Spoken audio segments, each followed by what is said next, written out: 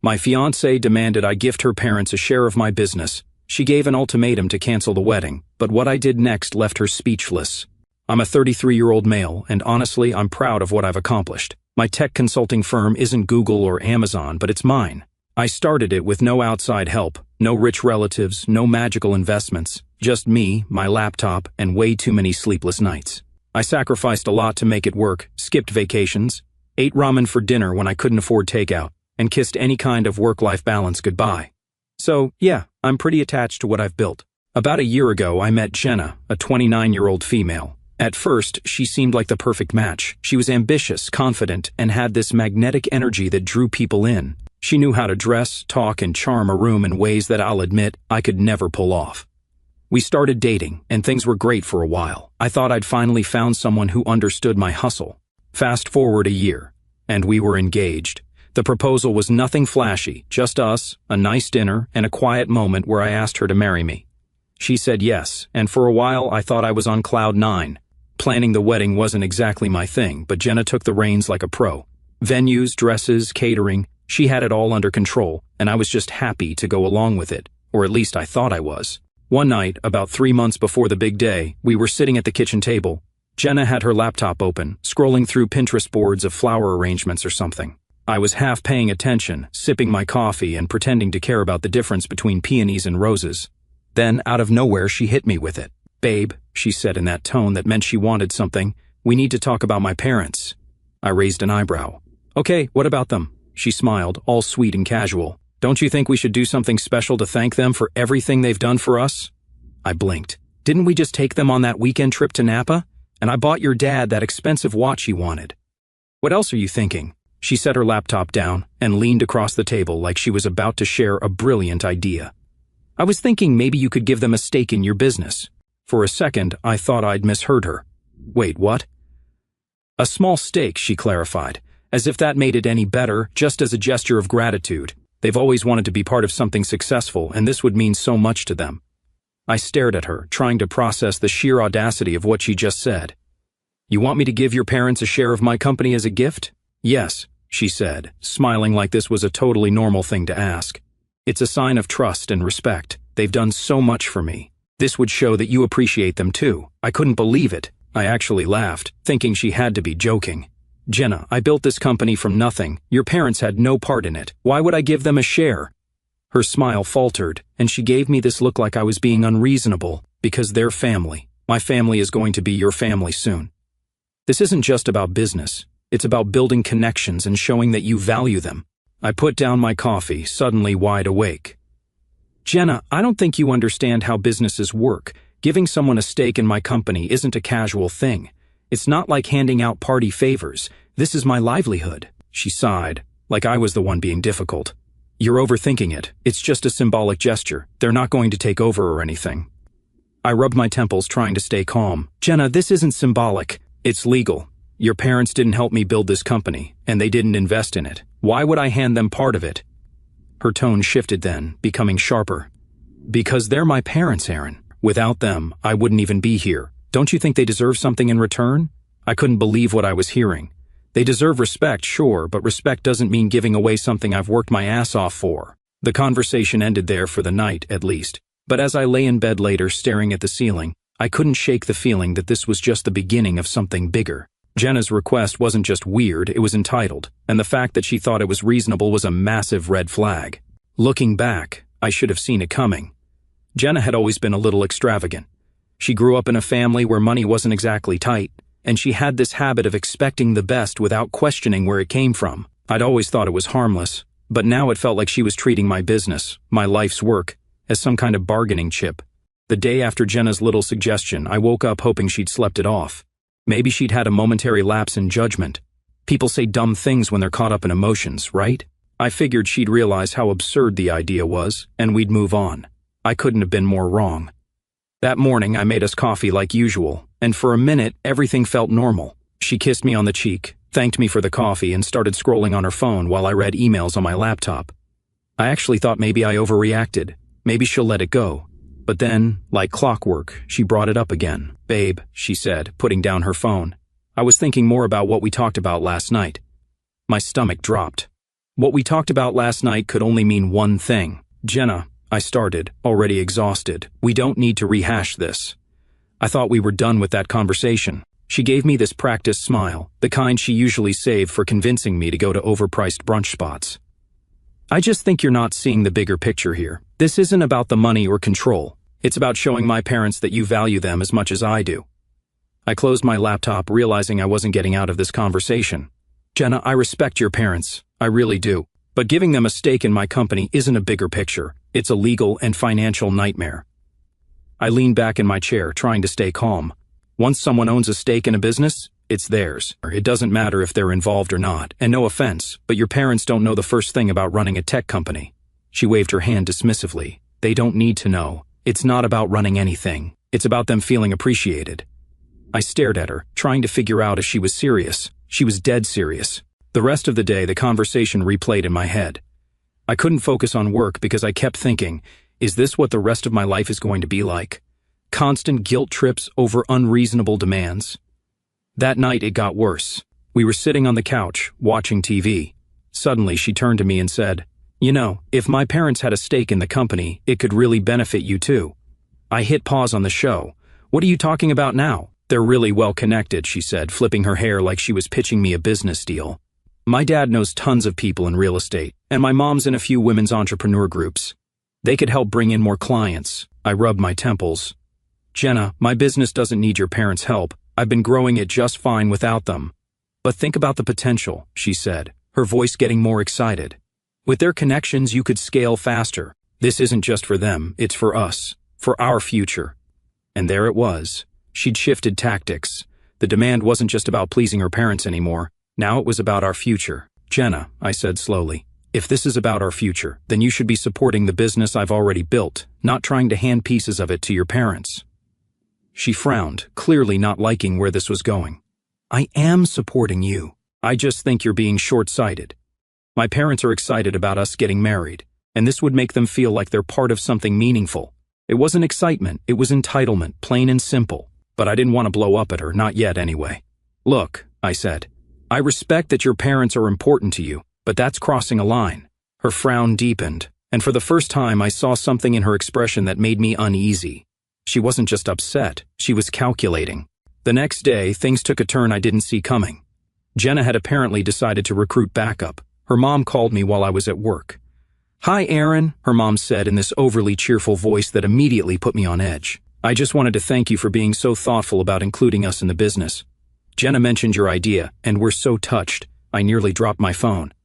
Excuse me?" "Don't be modest," she said with a laugh. "Jenna told us you're thinking about giving us a stake in your company as a wedding gift. It's such a generous gesture. You're truly part of the family already." I was so stunned I couldn't even speak for a second. Then I managed to stammer, "I think there's been a misunderstanding. I never agreed to anything like that." Her tone shifted instantly. "Oh. Well, that's not what Jenna said." "Yeah, well, Jenna and I haven't exactly come to an agreement on this," I said firmly. "And frankly, I'm not comfortable with the idea." Her mom went silent for a moment, then said, "I see. Well, I hope you'll reconsider. This would mean a lot to us." I ended the call, my blood boiling. Jenna had gone behind my back and sold her parents on an idea I'd flat out refused. When I got home that night, I confronted her. "Why did your mom call me about the business?" Jenna didn't even look guilty. "I thought it would help if you understood how much this could mean to them. Sometimes people need a little encouragement." "A little encouragement?" I snapped. "You made it sound like I'd already agreed to this." She crossed her arms, her tone turning defensive. "You're making a big deal out of nothing. I was just trying to get everyone on the same page." "The same page?" I said, my voice rising. "Jenna, this isn't some group project. This is my business, my work, and you have no right to promise anything about it to anyone, especially not your parents." For the first time, I saw a flash of anger in her eyes. "If you can't do this one thing for me and my family, maybe you don't really care about us as much as you say you do." I stared at her, stunned. Was she seriously guilt-tripping me over this? "You know what, Jenna?" I said finally. "If this is how you're going to act, maybe we need to rethink a few things." I walked out of the room before she could respond, my mind racing. I didn't know where this was going, but one thing was clear: Jenna wasn't backing down, and neither was I. I thought Jenna's antics had reached their peak already, but I was wrong. That was just the warm-up act. What came next turned this whole situation from annoying to straight-up toxic. The next morning, I called my best friend Dave. If anyone could give me an honest take, it was him. When I explained the situation, he let out a long whistle. Dude, this is bad. Like run for the hills bad. Yeah, no kidding, I muttered. Let me get this straight, he said. She's basically threatening to end things unless you hand over part of your business to her parents? Pretty much, I said. And she doesn't see why that's insane. Nope, Dave said, letting out a laugh. The kind that's more disbelief than humor. Man, I don't know what to tell you. This isn't normal. Like, at all. If she's this entitled now, imagine what it'll be like when you're married. You sure you want to go through with this? That was the question, wasn't it? For the first time, I wasn't sure of the answer. That evening, Jenna hit me with the ultimatum. We were sitting in the living room, barely speaking, when she suddenly said, "So, have you made your decision?" "Decision about what?" I asked, even though I already knew. "The shares," she said bluntly. "Are you going to do it or not?" I looked her dead in the eye. "No, Jenna, I'm not." She leaned back, crossing her arms. "Then maybe this relationship isn't going to work." For a moment, I just stared at her, trying to figure out if she was bluffing, but her expression told me she wasn't. "Maybe it's not," I said finally. Her eyes widened, like she hadn't expected me to call her out. "You're seriously willing to throw everything away over this?" "I could ask you the same thing," I said. "You're the one making unreasonable demands and threatening to walk away when you don't get your way. What kind of foundation is that for a marriage?" She didn't answer. Instead, she stood up and walked out of the room. As I sat there in the silence, I realized something. This wasn't just a fight. This was a turning point, and no matter how it ended, things were never going to be the same. After Jenna's ultimatum, I spent the next day walking around in a fog. My mind was spinning. I couldn't concentrate on work, and I kept replaying our argument over and over again. I knew something had to change, but I wasn't sure what. Should I fight harder to make her understand? Try to compromise somehow, or was this whole relationship doomed? Then I remembered my lawyer, Olivia. She wasn't just a legal expert. She was a friend who had been through some messy situations herself. If anyone could give me solid advice, it was her. I called Olivia and told her I needed to talk. She didn't even hesitate. "Come by my office this afternoon," she said. "We'll figure it out." When I walked into her office, Olivia greeted me with a grin and a coffee. "All right, Aaron, what's got you so rattled?" I sighed and sat down, spilling the whole story. I told her about Jenna's request, the guilt trips, the call from her mom, and finally, the ultimatum. Olivia's grin faded as I spoke, replaced by a look of pure disbelief. When I finished, she leaned back in her chair, crossing her arms. "Wow, that's a lot. Tell me about it," I muttered. "Let me get this straight," she said. "Your fiancée is demanding you give her parents a stake in your company as a wedding gift?" "Yep. And she threatened to end the engagement if you don't?" I nodded. Olivia let out a low whistle. "Aaron, this is a massive red flag. Like, wave it in the air and run the other way, red flag." "I know," I said.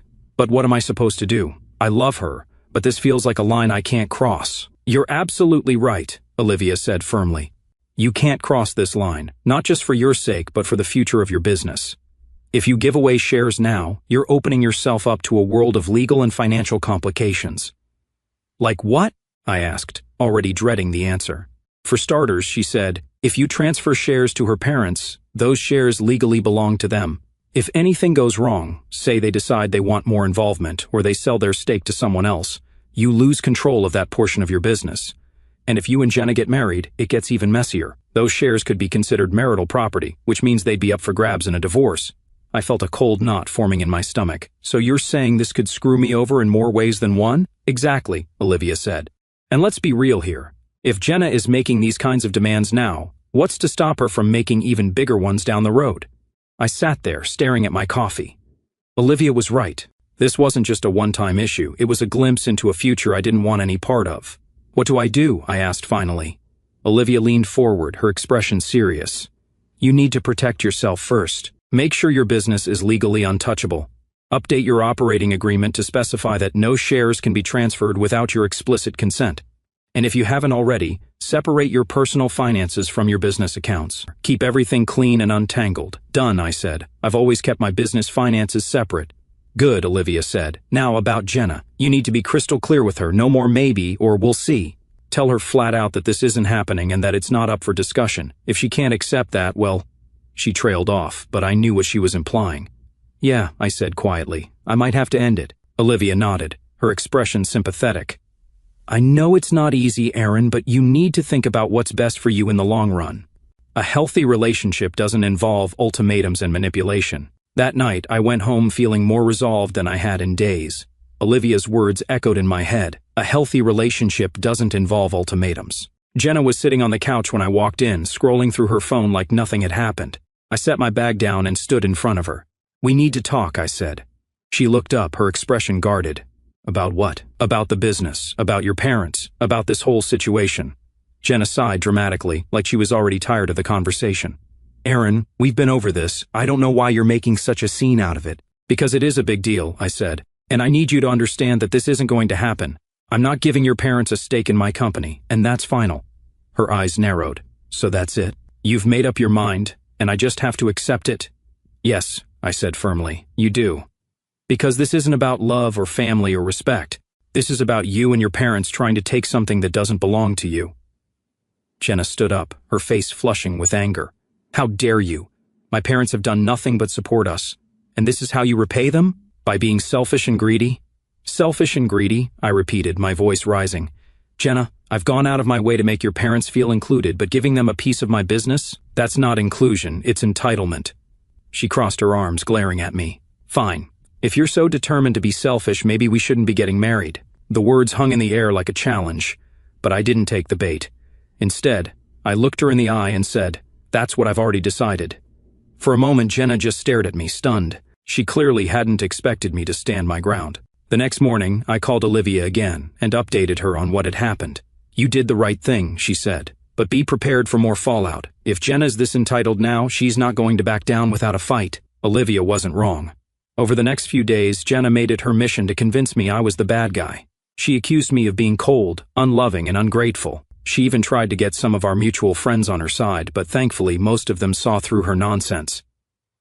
By the end of the week, I knew one thing for sure: this relationship wasn't salvageable. Jenna had shown me who she really was, and I couldn't unsee it. By the time Jenna and I sat down to talk again, I was done playing nice. I'd gone through every emotion: confusion, frustration, disappointment, and I'd finally hit my breaking point. She thought I'd cave. She thought her guilt trips, manipulation, and threats would wear me down. But she underestimated one thing: I'm not the kind of guy who gives in to ultimatums. The evening started calmly enough. Jenna had been unusually quiet all day, which, honestly, made me suspicious. Normally, she'd be texting me nonstop, sending me links to overpriced wedding decor or ranting about some minor inconvenience.